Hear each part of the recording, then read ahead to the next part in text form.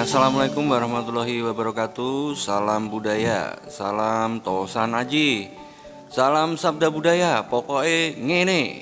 Sebagai bentuk tindakan melestarikan budaya dan melestarikan peninggalan leluhur agar tetap terawat dan juga tetap terjaga serta tidak rusak.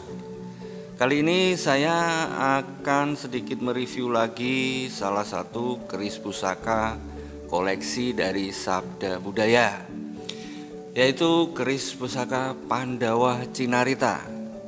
Jadi panteng terus channel YouTube Sabda Budaya. Yang baru berkunjung, baru mampir, jangan lupa subscribe-nya.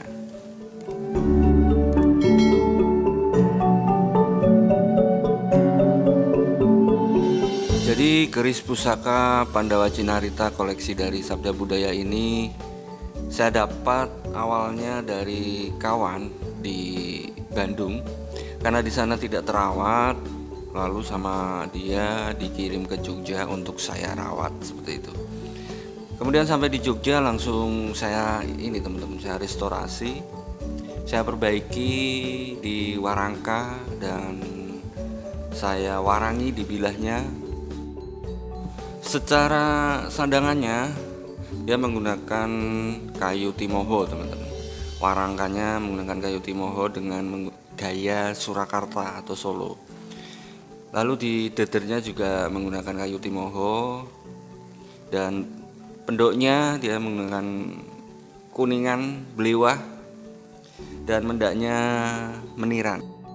Lalu secara bilahnya dan secara ricikannya, kita lihat secara eksoterisnya, dia di estimasi tangguhnya itu di Majapahit.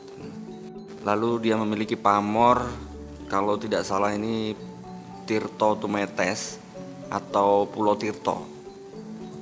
Kalau secara filosofi, tekstur Pulau Tirto atau Tirto Tumetes ini adalah bulat-bulat, jadi lebih diperuntukkan untuk sebuah kerejekian, kesejahteraan ataupun kemakmuran.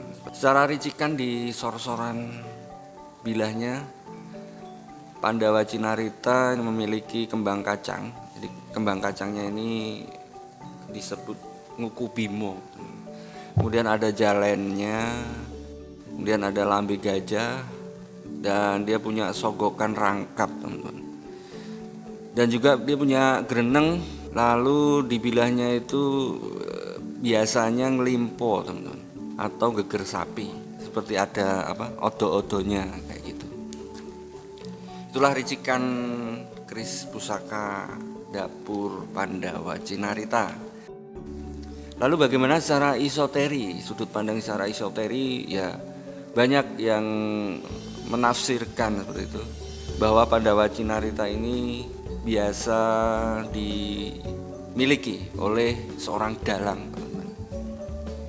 Kalau menurut saya secara esoteri yang banyak diyakini masyarakat, secara angsarnya atau doa yang tersirat dan terkandung di dalam bilah tersebut, doa yang disiratkan oleh sang empu pada saat membabar pusaka tersebut, lebih diperuntukkan untuk sebagai sumber ilham atau penghantar energi intuisi agar si pemegang atau pemilik ini pandai berbicara teman-teman.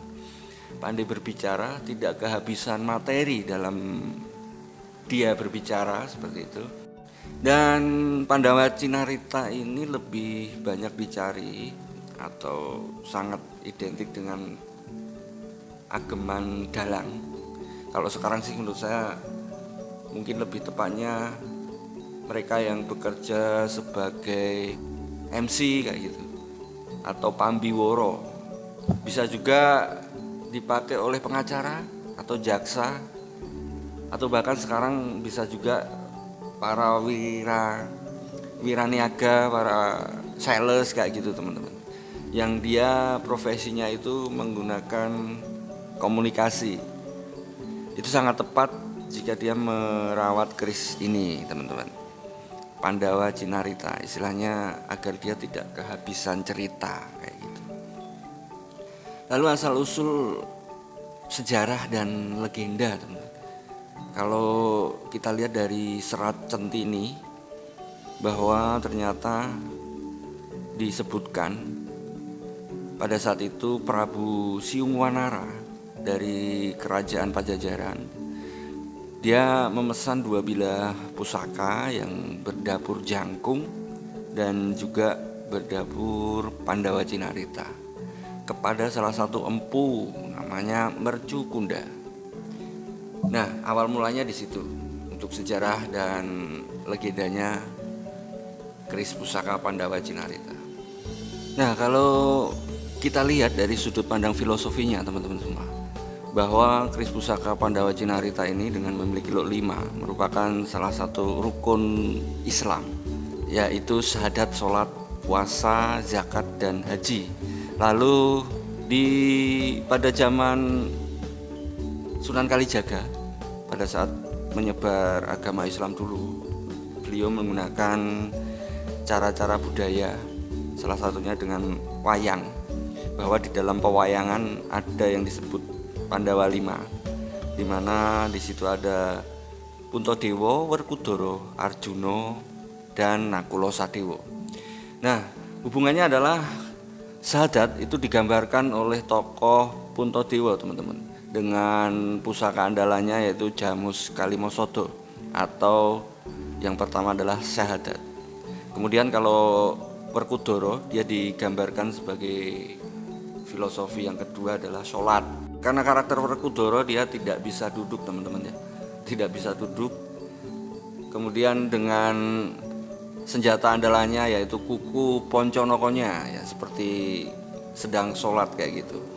Kemudian yang ketiga adalah puasa, teman-teman. Puasa dilambangkan sebagai tokoh Arjuna, teman-teman, kesatria yang paling tampan dan yang digandrungi banyak kaum hawa, teman. Persis seperti saat berpuasa gitu ya, yang banyak sekali godaan hawa nafsunya gitu, banyak sekali godaannya. Maka untuk rukun Islam yang ketiga, puasa, ini digambarkan oleh sosok Arjuna, teman-teman. Kemudian yang keempat dan kelima yaitu zakat dan haji. Nah, ini digambarkan oleh tokoh Nakula Sadewa, teman-teman, atau tokoh kembar, tokoh yang tidak sering muncul di dalam pementasan atau pewayangan tersebut, teman-teman semua, karena sebagai zakat dan haji tersebut yang istilahnya hanya diwajibkan bagi orang-orang yang mampu, seperti itu, teman-teman. Nah, itulah secara filosofi daripada keris pusaka Pandawa Cinarita yang dikaitkan dengan perjalanan Sunan Kalijaga pada saat menyebar agama Islam, dengan digambarkan oleh Pandawa 5, teman-teman. Saya kira itu yang bisa saya review, yang bisa kita review sekilas saja, teman-teman semua, tentang keris pusaka Pandawa Cinarita, koleksi dari Sabda Budaya. Oke, terima kasih sudah nonton video ini sampai akhir. Bagi yang baru berkunjung, baru mampir di channel YouTube Sabda Budaya, jangan lupa kasih subscribe-nya. Jangan lupa like dan share, komen, agar kita bisa saling sharing di kolom komentarnya, teman-teman semua ya. Sekali lagi terima kasih. Assalamualaikum warahmatullahi wabarakatuh. Salam budaya, salam Tosan Aji, salam Sabda Budaya, pokoknya ngene.